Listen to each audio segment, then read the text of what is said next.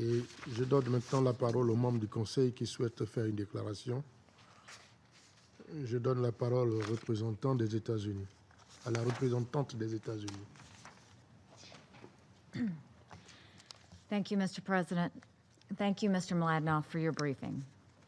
When I first came to the United Nations 2 years ago, I was taken back a bit by this monthly meeting. The fact that the UN would consider the Israeli-Palestinian conflict was not striking. It is, after all, a matter of international peace and security. What was striking was the frequency of the discussion and the one-sidedness of it. Members of the Security Council have heard me say this many times.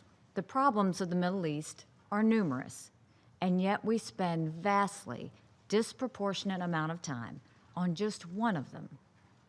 And the UN has shown itself to be hopelessly biased, as we witnessed again just 2 weeks ago when the General Assembly failed to condemn Hamas's terrorist activity against Israel. Over the past 2 years, I have attempted to provide more value in this monthly meeting by using my time to speak about other pressing problems in the Middle East. I've spoken about Iran's illegal weapons transfers and destabilizing support for terrorism throughout the region. I've spoken about the barbarism of the Assad regime in Syria. I've spoken about Hamas's illegal and diabolical use of human shields. I've spoken about Hezbollah jeopardizing the safety of the Lebanese people and its violations of Israeli sovereignty, which have come to light even more clearly in the last month. I've spoken about Iraq and Yemen, about refugees and humanitarian crises. I have done this for 2 reasons. I've done it to illustrate that most of the region's problems have absolutely nothing to do with the Israeli-Palestinian conflict. And I've done it to encourage the UN to move away from its obsession with Israel. This UN obsession has been entirely unproductive. It's actually worse than that. The UN's obsession with this issue has been counterproductive. It has sent a loud and false message to the Palestinians that they just might be able to achieve their goals by relying on the UN, rather than through direct negotiations. And it has sent a loud and accurate message to the Israelis that they can never trust the UN.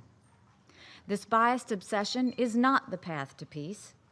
It is the path to an endless stalemate. Today is my last time addressing this monthly session as the United States ambassador.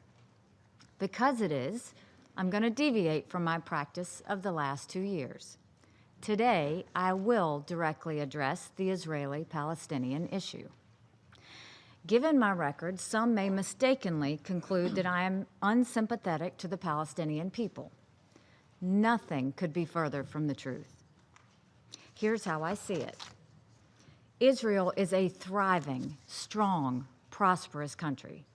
It has always wanted peace with its neighbors. It has clearly demonstrated its willingness to make big sacrifices for peace, including giving up large areas of land. But Israel will not make a peace agreement at just any price, and it shouldn't. No UN resolutions, anti-Semitic boycotts, or terrorist threats will ever change that. Throughout its existence, and even today, Israel has been surrounded by threats to its security. It would be foolish for it to make a deal that weakened its security.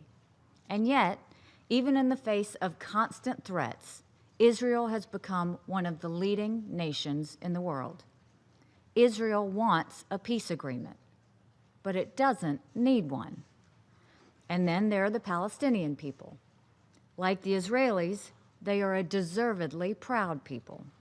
They, too, do not need to accept a peace agreement at any price. But the condition of the Palestinian people is very different. Economic opportunity, health care, even electricity are all scarce in the Palestinian territories. Terrorists rule much of the territory, undermining the safety of all civilians. The Palestinian people are suffering terribly, while their leadership clings to 50-year-old demands that have only become less and less realistic. What awaits the Palestinian people with a peace agreement are the prospects of a massive improvement in the quality of their lives and far greater control over their political future. It is time we faced a hard truth. Both sides would benefit greatly from a peace agreement, but the Palestinians would benefit more, and the Israelis would risk more. It is with this backdrop in mind that the Trump administration has crafted its plan for peace between Israel and the Palestinians. I don't expect anyone to comment on a peace proposal they have not read, but I have read it, and I will share some thoughts on it now. Unlike previous attempts at addressing this conflict, this plan is not just a few pages containing unspecific and unimaginative guidelines. It is much longer. It contains much more thoughtful detail. It brings new elements to the discussion, taking advantage of the new world of technology that we live in. It recognizes the realities on the ground in the Middle East have changed, and changed in very powerful and important ways. It embraces the reality that things can be done today that were previously unthinkable. This plan will be different from all previous ones. The critical question is whether the response will be any different. There are things in the plan that every party will like, and there are things in the plan that every party will not like. That is certainly true for the Israelis and the Palestinians, but it is also true for every country in the world that has taken an interest in this subject. Every country or party will therefore have an important choice to make. They can focus on the parts of the plan they dislike. For irresponsible parties, that would be the easiest thing to do. Just reject the plan because it does not satisfy all of your demands. Then we would return back to the failed status quo of the last 50 years with no prospects for change. Israel would continue to grow and prosper. The Palestinian people would continue to suffer. And innocent people on both sides would continue to be killed. The other choice is to focus on the parts of the plan that you do like and encourage negotiations to move forward. And I assure you, there is a lot for both sides to like.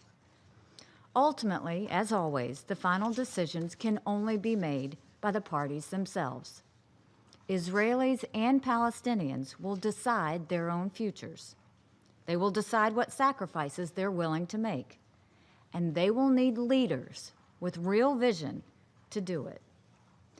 But my friends at the United Nations, in particular my Arab and European brothers and sisters, will also play a very important part.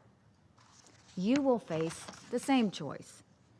The choice between a hopeful future that sheds the tired, old, and unrealistic demands of the past, or a darker future that sticks with the proven failed talking points of the past. The world will be watching. More importantly, the Palestinians and the Israelis will be watching. Their response will be affected by your response. To my Arab friends, I have heard privately from many of you. You've said that you know a solution is urgently needed, but your governments have not been willing to talk to your constituencies about what is realistic, or to the Palestinian leadership about the harm they're doing to their very own people. By taking the easy way, you're really saying that the Palestinian people are not a priority for you. Because if they were, you would all be in a room helping bring both sides to the table. As for the American people, we have demonstrated time and again our commitment to peace in the Middle East. We will continue to offer our hand in friendship to the Palestinian people, whom we have financially supported by far more than any other country has done.